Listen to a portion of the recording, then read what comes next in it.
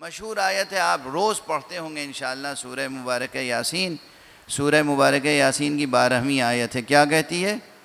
اِنَّا نَحْنُ نُحْيِي الْمَوْتَى وَنَكْتُبُ مَا قَدَّمُوا وَآثَارَهُمْ وَكُلَّ شَيْءٍ أَحْصَيْنَاهُ فِي إِمَامٍ مُبِينٍ.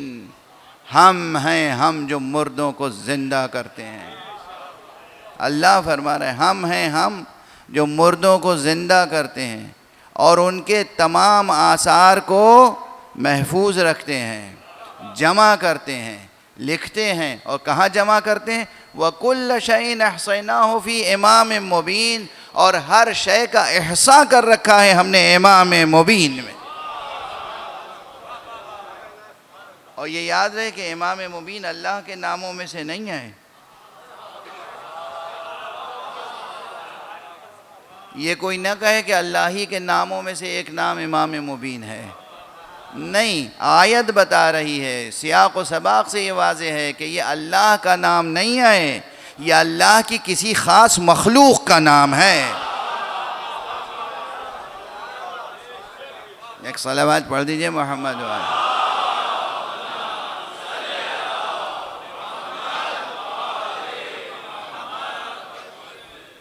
اللہ کی کسی مخلوق کا نام ہے. اللہ اپنی کسی مخلوق کا تذکرہ کر رہا ہے کہ ہم نے اس کے اندر ہر شے کا علم احصاء کر رکھا ہے، جمع کر رکھا ہے. اچھا، وہ کوئی بھی ہو، وہ کوئی بھی ہو، ہم اپنی طرف سے مقرر کیوں کریں؟ جس رسول کی زبان سے یہ آیت آئی ہم تک، اسی رسول سے پوچھیں نا کہ یہ امام مبین کون ہے.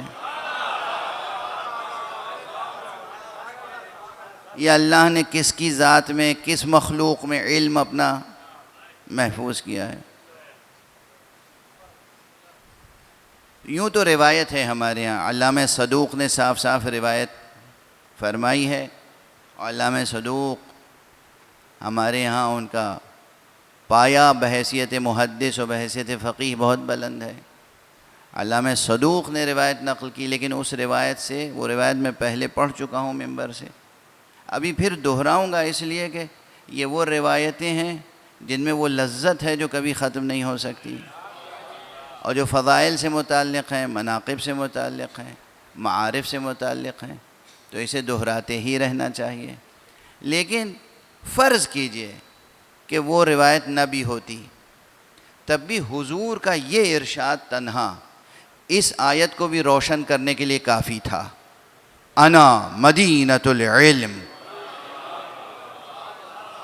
میں ہوں شہر علم. جو شہر علم ہوگا، یہ ایک اشارہ ہے کہ علم الہی نے اپنا علم وہیں ذخیرہ کیا ہوگا. یعنی یہ ایک کنایہ ہے، یہ ایک کنایہ ہے جس میں بتایا جا رہا ہے کہ دیکھو اللہ نے اپنا علم جہاں جمع کیا ہے، ذخیرہ کیا ہے، یا کل شیء، ہر شے کا علم جہاں ذخیرہ فرمایا ہے، وہ اسی کو تو شہر علم کہیں گے، اور کس کو شہر علم کہیں گے؟ انا مدینۃ العلم. تو جو کچھ علم ہے وہ ذات مصطفیٰ میں ہے، اور پھر وہاں سے بھی ہمیں کیسے ملے گا؟ وعلی بابها. ایک صلوات پڑھ دیں محمد والے.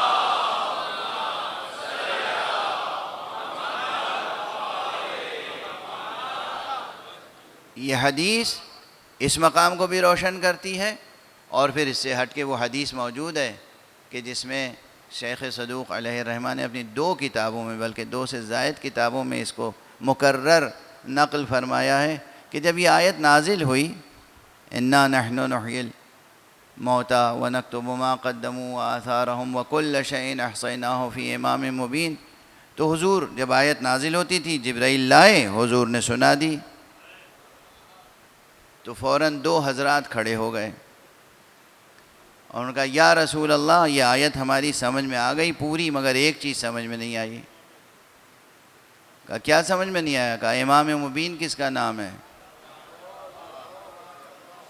جب بھی میں یہ روایت پڑھتا ہوں تو یہ جملہ ضرور کہتا ہوں کہ نہ اس وقت امام مبین سمجھ میں آیا تھا،